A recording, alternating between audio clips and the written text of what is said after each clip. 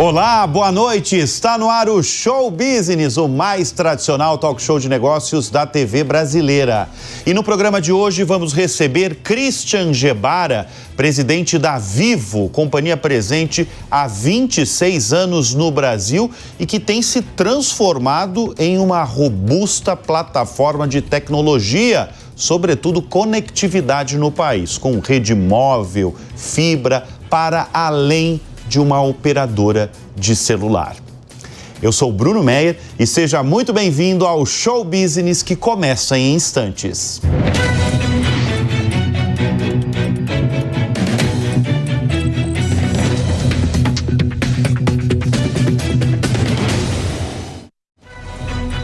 Ele é formado em administração de empresas pela FGV e comanda a Vivo, companhia líder no mercado de telecomunicações no Brasil, com mais de 115 milhões de acessos e 33 mil funcionários. Eu converso nesta edição do Show Business com Christian Gebara, presidente da Vivo. Christian, obrigado pela presença aqui em nosso estúdio. Começo essa pergunta, vocês estão há 26 anos no Brasil. E aquela companhia que começou como uma operadora de celular se expandiu. Vocês têm serviços, vocês têm produtos e serviços nos mais variados setores. Como é que a gente pode definir a Vivo hoje? Ela é uma empresa de telecomunicações, ela é uma empresa de tecnologia? Bom, Bruno, primeiro, obrigado pelo convite, um prazer estar aqui no Show Business.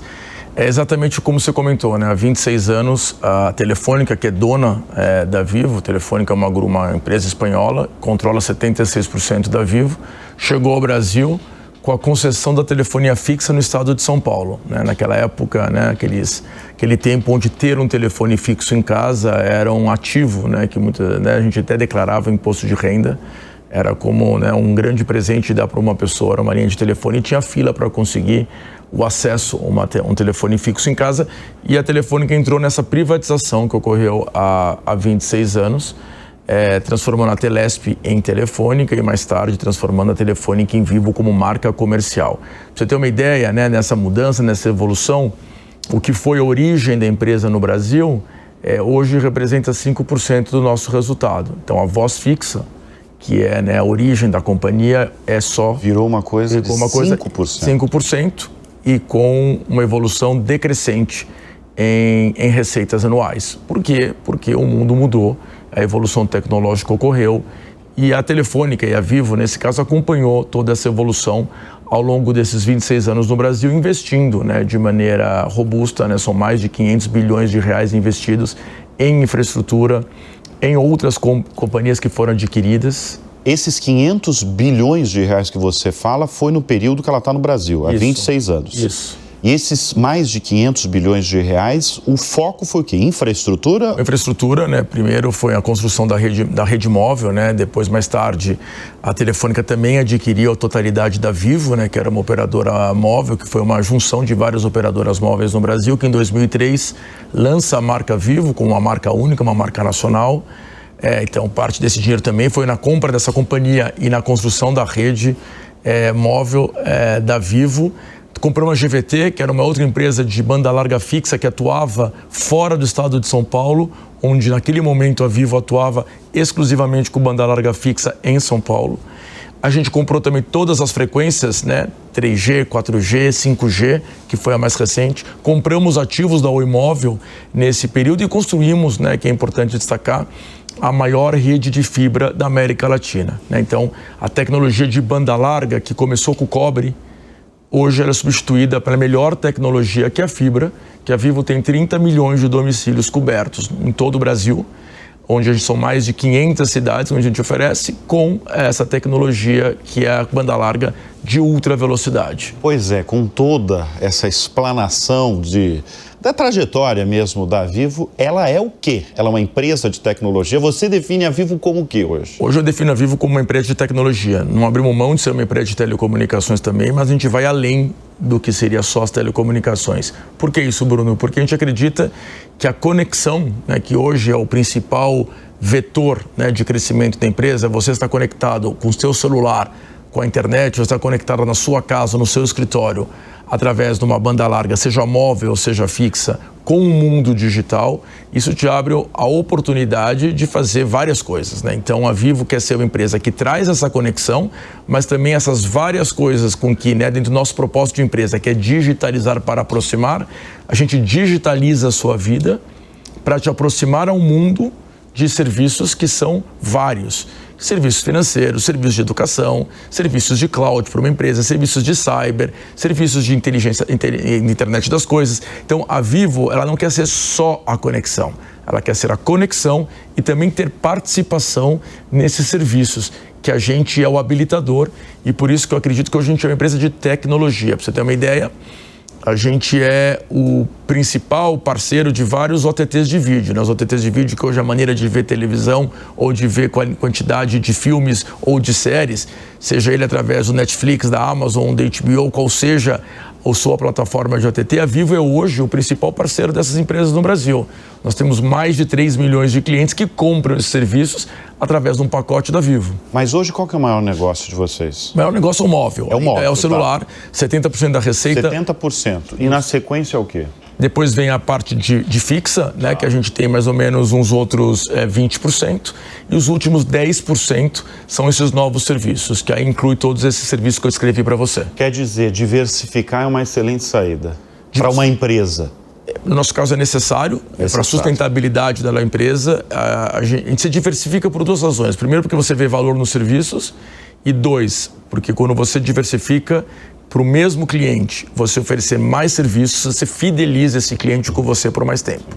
Tem uma ideia, você falou aqui no começo, a Vivo tem mais de 115 milhões de acessos. São mais de 60 milhões de clientes. Esses clientes estão conectados com a nossa empresa todo dia, né? Porque você está conectado com o teu celular, está conectado com a banda larga da sua casa. Essa relação de recorrência, ela precisa ter, né, novidades. A gente precisa constantemente trazer novas propostas de valor para esse cliente que já é fiel à nossa empresa.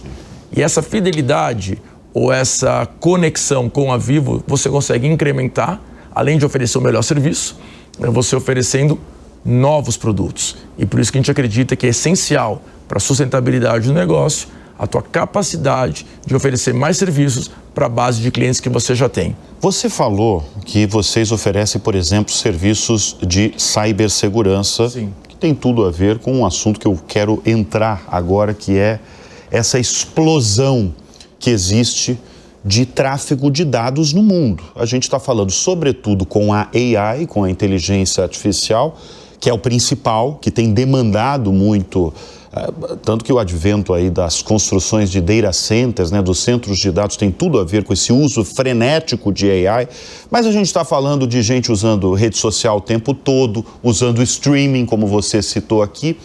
Como é que esse excesso do tráfego de dados de internet no mundo todo tem impactado nos negócios, nas operadoras de telecomunicações como vocês? Impacta diretamente, né? Você tem uma ideia, Bruno, assim, 6 grandes big techs no mundo são responsáveis por mais de 65%, 70% do tráfego das nossas redes. Então, nossas redes, com certeza... É muito relevante. É muito relevante, porque as pessoas, principalmente no Brasil, nós temos uma população que, em média, 9 horas conectada e está conectada em redes sociais ou em serviços de streaming. Então, essas grandes empresas Big Techs que eu me refiro, elas são as grandes empresas responsáveis por essas grandes plataformas ou de streaming ou de redes sociais. E são plataformas de redes sociais, são plataformas de vídeo. Então, muitas delas nasceram como uma troca de mensagem, evoluíram para uma troca de imagens e hoje são trocas de vídeo.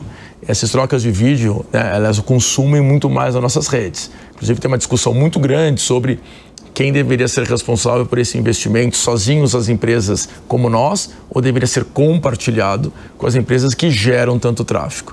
É um debate mundial. E quem deveria, Gebara? Acho que deveria ter uma distribuição. Uma divisão? Uma divisão. Uma divisão dos... Uma divisão. Hoje é vocês que bancam... A gente constrói toda a infraestrutura e é 100% responsabilidade das empresas que são as responsáveis pela infraestrutura. O que a gente tem conseguido ao longo desses últimos meses ou anos dessa discussão é que exista uma responsabilidade do gerador de conteúdo de comprimir dados na medida do possível, que eu não posso deixar que eles lancem dados sem ter uma responsabilidade sobre o uso excessivo das nossas redes. E por que no Brasil esse debate é importante, Bruno? Se o CAPEX da Vivo, o investimento da Vivo anual, no último ano foi algo mais de 9 bilhões de reais, né? É uma das empresas que mais investe no Brasil, né? De capital internacional, entre as 3 maiores que investe no Brasil. E esse investimento se repetiu ao longo desses 26 anos. Se eu tenho que investir em aumento de capacidade, eu não consigo aumentar a cobertura. O Brasil é um país ainda que precisa de cobertura de internet, de banda larga fixa, de fibra. Eu te falei que eu tenho 30 milhões de domicílios com fibra, eu gostaria de ter mais do que 30 milhões de domicílios. Eu gostaria de ter maior cobertura 5G do que eu tenho. Hoje eu tenho 62% da população coberta. Mas se muito dos meus recursos eu estou usando nos mesmos lugares onde eu já tenho presença para aumentar a capacidade, porque o tráfego aumenta, eu não consigo, né, distribuir mais investimentos para o aumento da cobertura, que eu acho que ainda é essencial num país continental como o nosso.